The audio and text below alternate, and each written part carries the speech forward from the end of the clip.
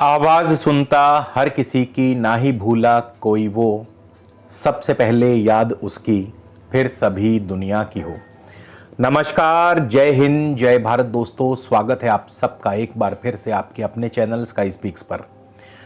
तो आज हम बात करने वाले हैं कर्क राशि और कर्क लगन दोनों के लिए मई का महीना कैसा रहेगा। वीडियो को दो हिस्सों में बनाया जाएगा। वीडियो का जो प्रथम भाग है वो कर्क राशि पर आधारित होगा, यानी जिनकी भी चंद्र राशि कर्क है, यानी जन्म समय जिनका भी चंद्रमा कर्क राशि में था उनके लिए है। और वीडियो का जो सेकंड पार्ट है वो कर्क लगन पर आधारित होगा। और साथ ही साथ इस वीडियो में आपके लिए सेहत, स्वास्थ्य, नौकरी, कारोबार, किस ग्रह की दशा अंतर्दशा आपको क्या फल देगी और इस महीने के विशेष उपाय पर चर्चा करेंगे। संक्षेप में यदि कहूं तो इस महीने शुक्र कामधेनु रूपी गाय बनकर के आपको फुल ऐश करवाने वाले हैं और सूर्य भी आपको जबरदस्त कमाई के साधन जो हैं बनाने वाले हैं। तो कहीं भी जाइएगा मत दोस्तों, आज का वीडियो बहुत ही खास और ज्ञानवर्धक होने वाला है। और यदि आपने अब तक हमारे चैनल को सब्सक्राइब नहीं किया तो कृपया चैनल को सब्सक्राइब कर लीजिए और बेल आइकन वाला बटन दबाना बिल्कुल ना भूलिएगा, ताकि जब भी हम कोई नया वीडियो अपलोड करें तो आप तक पहुंचे सबसे पहले। इसके अलावा दोस्तों, पर्सनल कंसल्टेशन के लिए स्क्रीन पर आपको नंबर दिखाई दे रहा होगा। इस नंबर पर आप ऑफिस टाइमिंग में संपर्क कर सकते हैं, शुल्क लागू रहेंगे। तो चलिए सबसे पहले जान लेते हैं ग्रहों की चाल। मंगल जो हैं आपके इस महीने के आरंभ में 12वें भाव में चल रहे हैं। मंगल 10 मई को आपके कर्क राशि में यानी चंद्रमा के ऊपर से गोचर करेंगे और मंगल कर्क राशि में नीच के हो जाएंगे। इसके अलावा मंगल और शनि में षडाष्टक योग भी बनेगा। षडाष्टक योग का अर्थ यह है कि जब भी मंगल और शनि एक दूसरे से परस्पर छठे और 8वें भाव में आ जाएं तो इसे षडाष्टक योग कहा गया है और ये शुभ नहीं माना जाता। इसके अलावा कर्क राशि वालों पर शनि की ढैया भी चल रही है। केतु आपके चौथे भाव तुला राशि में होंगे और जैसा कि आप जानते हैं शनि आपके अष्टम भाव में है, कुंभ राशि में है। बृहस्पति, बुध, सूर्य और राहु इस महीने के आरंभ में होंगे दशम भाव में आपकी मेष राशि में। सूर्य 15 मई को चले जाएंगे आपके लाभ स्थान में इनकम हाउस में वृषभ राशि में। और शुक्र 2 मई को आपके 12वें भाव में चले जाएंगे मिथुन राशि में, अपनी मित्र राशि में। सबसे पहले हम सेहत और स्वास्थ्य पर चर्चा कर लें तो यह महीना आपको सतर्क रहना होगा, सावधान रहना होगा। उसकी मुख्य वजह क्या है कि मंगल जो है 10 मई को आपकी कर्क राशि में नीच के होने वाले हैं। और यही नहीं, आपको शनि की ढैया भी चल रही है। मंगल शनि में षडाष्टक योग भी बनेगा और मंगल की शनि पर अष्टम दृष्टि भी रहेगी। ऐसे में स्वास्थ्य हानि, धन हानि, चोट, दुर्घटना, सर्जरी आदि का भय बना रहेगा और इन चीजों से आपको सावधान रहना है। खास करके मंगल और शनि अक्सर चोट आदि का भय जो है बना देते हैं या चोट आदि से आपको हानि पैदा करते हैं, तो ये थोड़ा सा आपको ध्यान रखना पड़ेगा। वहीं आपके बिजनेस की बात करें, नौकरी की बात करें, आपका दशम भाव इस महीने सुस्त रहेगा। सुस्त क्यों रहेगा? उसकी मुख्य वजह यह है कि यहां पे सूर्य, बृहस्पति, बुध और राहु, हालांकि ये जो 4 ग्रह बैठे हैं दशम भाव में 4 ग्रहों का युति योग, इनमें से कोई भी कारक ग्रह नहीं बैठा। कर्क लगन वालों, कर्क राशि वालों के लिए कोई भी कारक ग्रह नहीं बैठा है। सूर्य जो है धनेश हैं, बृहस्पति छठे और नवम भाव के स्वामी हैं और बुध जो है तृतीय और द्वादश भाव के स्वामी है। साथ में इनके राहु बैठे हैं और शनि की तीसरी दृष्टि पड़ी रहेगी। तो बिजनेस में धीमी गति रहेगी, बिजनेस धीमा चलेगा। नौकरी में भी शिथिलता रहेगी, नौकरी में भी उतना बढ़िया से प्रदर्शन नहीं कर पाएंगे। लेकिन अच्छी खबर क्या है? अच्छी खबर यह है कि 15 मई को सूर्य जो हैं राहु और शनि के चंगुल से निकल करके आपके लाभ स्थान में जाने वाले हैं। 15 मई से सूर्य जैसे ही आपके लाभ स्थान में जाएंगे तो जबरदस्त कमाई के साधन बनेंगे, क्योंकि सूर्य 11वें भाव में, चंद्रमा से जब भी गोचरवश सूर्य 11वें भाव में आते हैं तो बहुत ही ज्यादा शुभ फल प्रदान करते हैं। और सूर्य जो हैं कर्क राशि वालों के लिए धनेश भी हैं, धन स्थान के स्वामी हैं। तो धनेश का लाभ स्थान में जाना निसंदेह आपको सरकार के माध्यम से, सरकारी कार्यों से, गवर्नमेंट कॉन्ट्रैक्ट के जरिए, बड़े अफसरों से, बड़े भाई बंधुओं से, बड़े सरकारी अफसरों से या बड़े लोगों, हाई ऑफिशियल्स के माध्यम से आपको भरपूर धन लाभ होगा। तो जो लोग भी सरकारी कार्यों से जुड़े हैं उनके लिए बहुत अच्छा समय आने वाला है। 15 मई से आपके सभी कार्य जो है पूर्ण होंगे और आपके धन के मार्ग जो है प्रशस्त होंगे, उत्तम धन लाभ होगा। वहीं आपके एजुकेशन की बात करें, शिक्षा की बात करें, तो पंचम भाव पर शनि की दृष्टि है, वो भी अष्टम भाव से। तो पंचम भाव पर शनि की दृष्टि संतान की प्रगति, संतान की तरक्की और विद्या प्राप्ति में विघ्न और बाधा पैदा करती है और आपकी लव लाइफ में भी अलगाव की स्थिति पैदा करती है। पारिवारिक जीवन की बात करें तो शनि की कुटुंब भाव पर भी दृष्टि रहेगी। वहीं मंगल की 10 मई से आपके सप्तम भाव पर दृष्टि, हालांकि मंगल की उच्च दृष्टि है यहां पर, लेकिन शनि की कुटुंब भाव पर जो दृष्टि है ये कहीं ना कहीं किसी ना किसी निकट भाई बंधु से मतभेद पैदा करती है। शुक्र आपके जो है 12वें भाव में जाने वाले हैं। शुक्र 2 मई को ही 12वें भाव में चले जाएंगे और शुक्र यहां पर अपनी मित्र राशि में होंगे। शुक्र आपके चौथे और 11वें भाव के स्वामी हैं। अब चौथा भाव जो है ये जमीन जायदाद का है, भूमि भवन वाहन इन चीजों का, और 11वां भाव इनकम का है।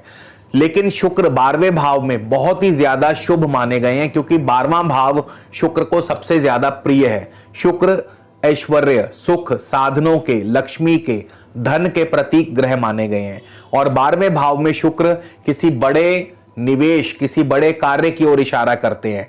आपको नई भूमि, नए भवन सुख की प्राप्ति हो सकती है, आपको विदेश यात्रा करवा सकते हैं, आपको सुख साधनों में वृद्धि कर सकते हैं। तो शुक्र जो हैं आपकी हर इच्छा पूर्ण करेंगे जब शुक्र 2 मई से 12वें भाव में गोचर करेंगे।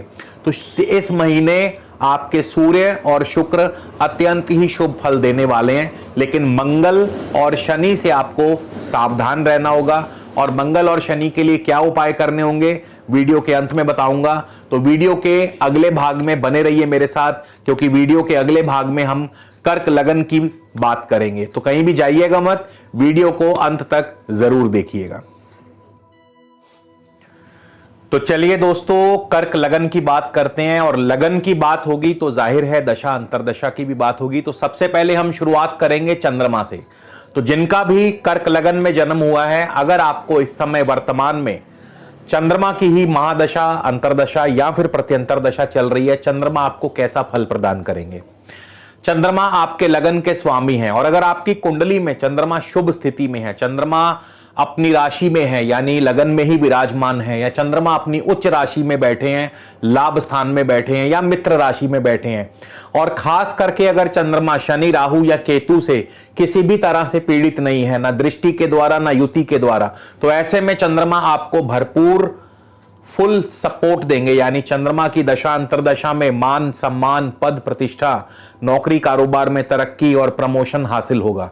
लेकिन अगर इसके विपरीत अगर चंद्रमा किसी भी प्रकार से पीड़ित हैं, शनि से, राहु से, केतु से पीड़ित हैं, इनकी दृष्टि में है, इनकी युति में है, या चंद्रमा नीच के हैं, तो ऐसे में चंद्रमा बिल्कुल ही विपरीत फल देंगे। यानी चंद्रमा आपके हर कार्य में बाधा पैदा करेंगे, खासकर जिनको चंद्रमा की दशा अंतरदशा चल रही होगी। वहीं केतु की बात कर लें, केतु आपको कैसा फल देंगे। अब केतु जो है इस समय आपके चौथे भाव में है और शुक्र की राशि में है। शुक्र भी आपके चौथे और 11वें भाव के स्वामी हैं, और केतु राहु के नक्षत्र में है, राहु आपके दशम भाव में है।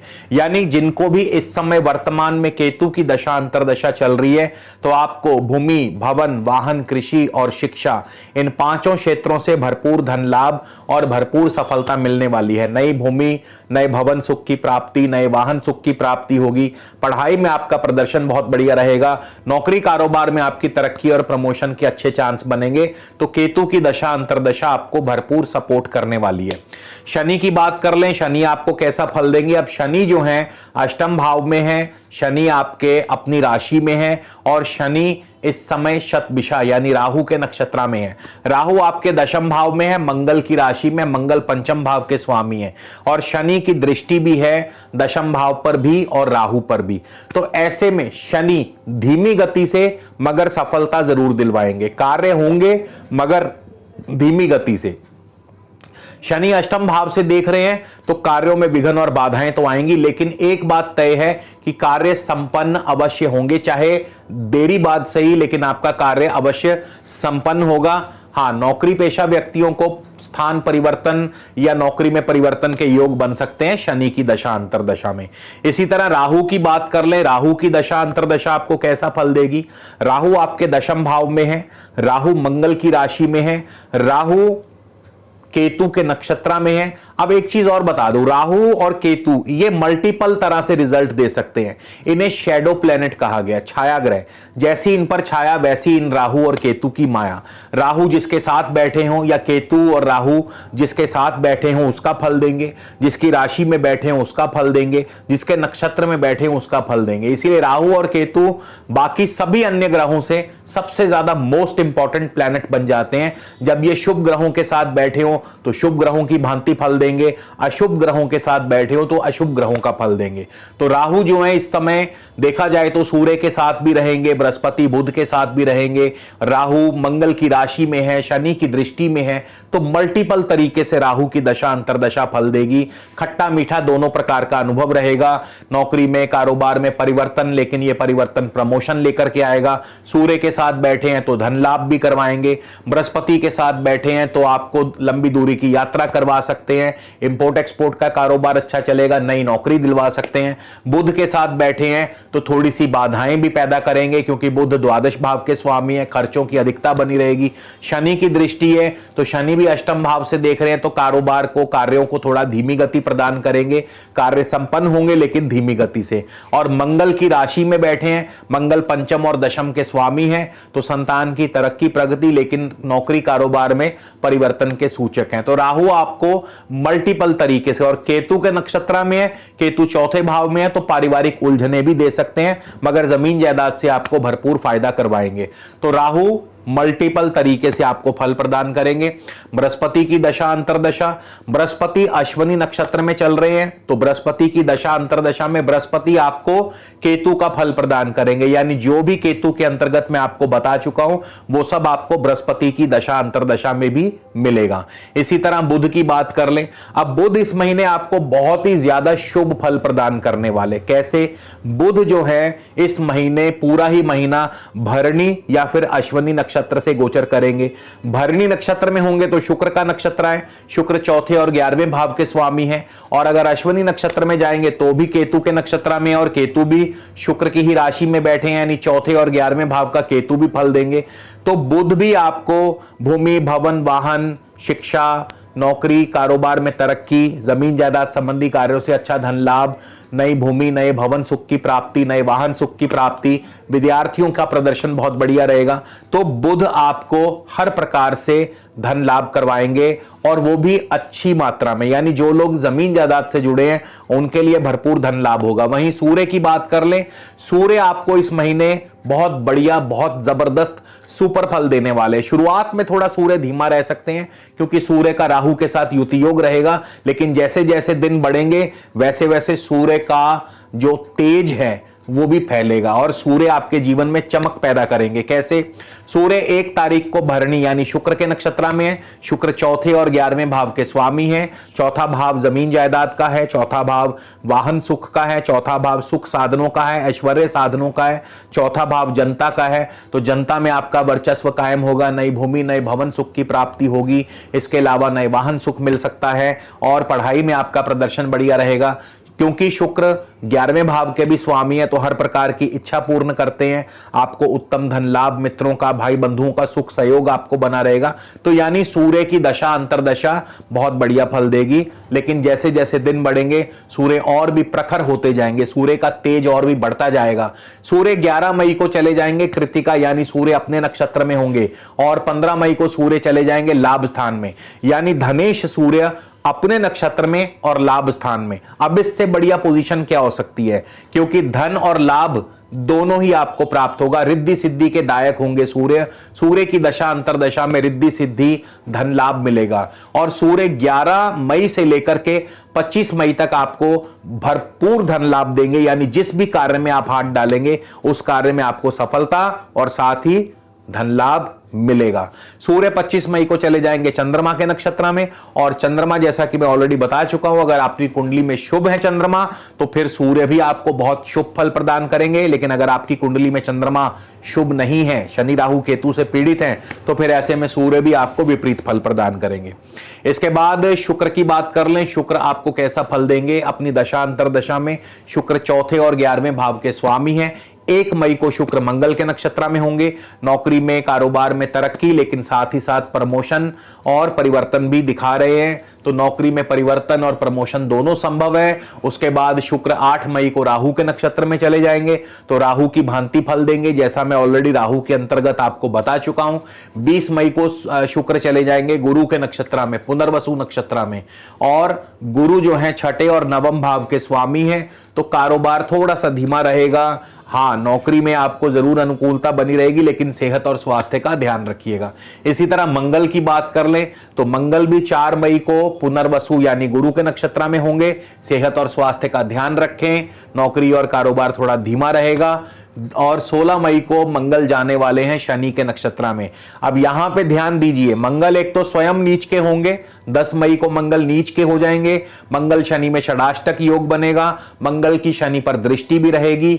और 16 मई को मंगल जाने वाले हैं शनि के नक्षत्र में, जो कि शनि अष्टम भाव में बैठे हैं। तो यहां पर मंगल की जिनको दशा अंतरदशा चल रही है उनके लिए चोट, दुर्घटना, सर्जरी, विघ्न, बाधाएं पैदा करेंगे मंगल। और मंगल और शनि का ही इस महीने उपाय अत्यंत जरूरी है। तो मंगल और शनि का सबसे सरल और सबसे उत्तम उपाय, मंगल यानी मीठा, शनि यानी काला। तो हलवे का और काले चने का भगवान जी को भोग लगाएं, हनुमान जी को भोग लगाएं। हलवे और काले चने इनका भगवान को भोग लगा करके बाहर वितरित कर दें, यानी हलवे और काले चने का लंगर एवं भंडारा लगाएं अपनी सामर्थ्य अनुसार। तो मंगल और शनि के दुष्प्रभाव कम होंगे और आप पर प्रभु की कृपा बनी रहेगी। इसी के साथ दोस्तों आपसे विदा लेता हूं, अगले वीडियो में फिर मिलेंगे। नमस्कार, जय हिंद, जय भारत।